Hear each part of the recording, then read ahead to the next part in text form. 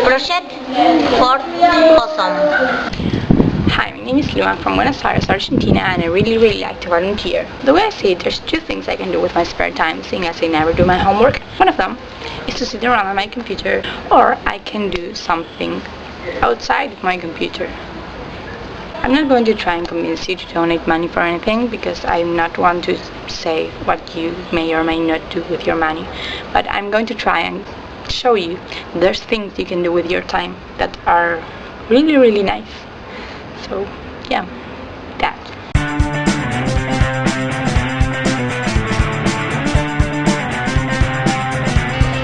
4 years ago, seniors at my school decided there were three things they wanted to do. One of them was to create a student body magazine, which failed. The other one was to create a student body government, which failed redundantly.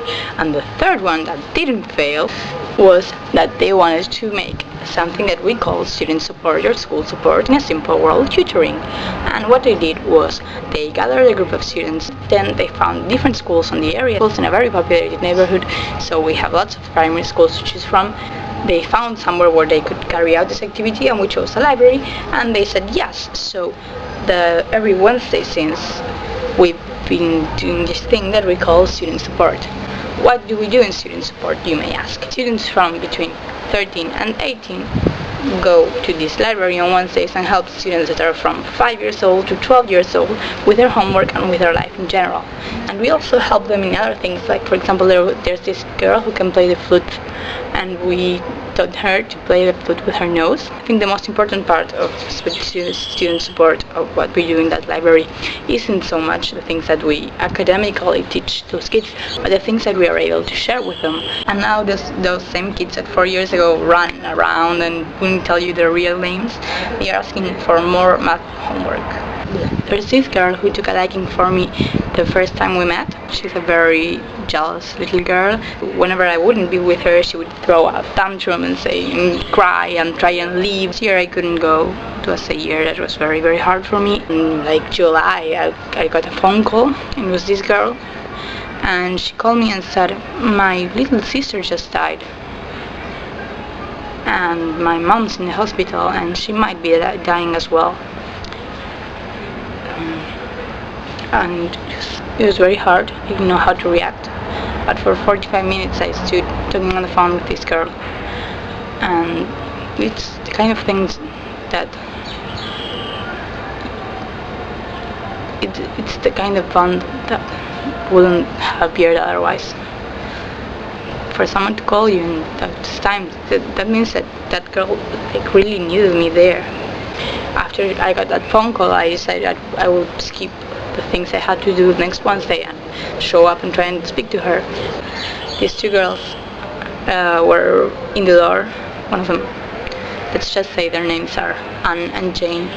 So Anne said something that might have been hurtful or not, and Jane replied, "Well, at least I have a father." They were suddenly pulling each other's hair. They would have this huge, massive fight on the floor, and I had to go and separate them. And I had to talk with them, talk it through why they say such a thing. The thing is, I was stuck in the situation where I had 5 kids, 5 little girls from different ages, all sitting around me, like as if in a hug, and they were all telling things that happened at their house. None of them had a full family. It was one of the strongest situations I have ever been in, having 5 little girls telling each other so mature. They were 10 years old, and they were 10 years old, and they were so mature, and they were telling each other their life stories and their parents' life stories. And it was like, those kids are 10 years old and they already know about life. They have lived through so much, and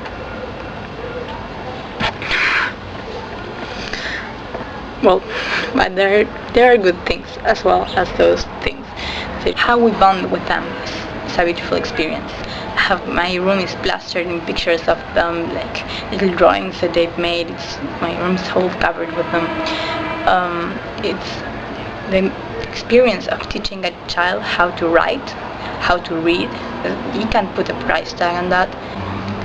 Teaching them taught me so much about myself.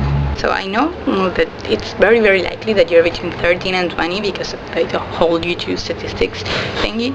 You're never going to have as much free time as you do now. So if you could, just try it.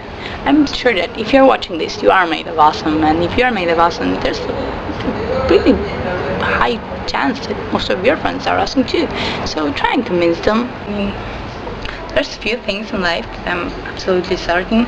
One of them is that student sport changed my life, changed the kids' life, and that it's so worth it. Throughout this video, I guess, if I made the right phone calls, I have shown you some footage of the kids. Last class of the year, we always have some different activity. So last year we made t-shirts. This is the t-shirt I made last year. This year we made masks. We were playing with these kids. This game was like one of those hand games. It was with our feet. So I was wearing these sneakers. You turn them around and you have a model for the atom. One of these kids saw them and say, "Hey, what's that on your shoe?" It's a Rutherford model for the atom. In fact, all the kids wouldn't know who Rutherford was, what a model was, but they had never heard the word atom. I was like, okay, perhaps I can explain it, like saying, "Do you guys know what a molecule is?" They were like, "Molecule? What's that?" And I was like freaking out because they didn't know what an atom was and they didn't know what a molecule was, and I didn't know how to explain them. So what I did to explain them was, he said like, well, take a loaf of bread and then you take apart, and when you have slices of bread, and when you take a slice of bread apart, what do you get? And you get crumbles. 2 crumbles of H and 1 crumble of O, you'll get 2 H2O, and those are the crumbles that make up water. And I think that the explanation really sucks, but I was under pressure. I don't know how important atoms will be throughout the life of these kids. And there's this video going around about how Americans are really, really silly because they think that Canada is a state. They think that Iran is more musical in this. This is how it starts. It's really like you to do it because it will fill your soul up with little butterflies. And that's one of the most beautiful feelings, butterflies. So yeah. Thank you for listening to my rumbling about how life is awesome, because life is awesome. And well, I hope we'll see you around, and I really hope that you'll do this or something else. And well, yeah. So yeah, bye. Proszę. O, Ford.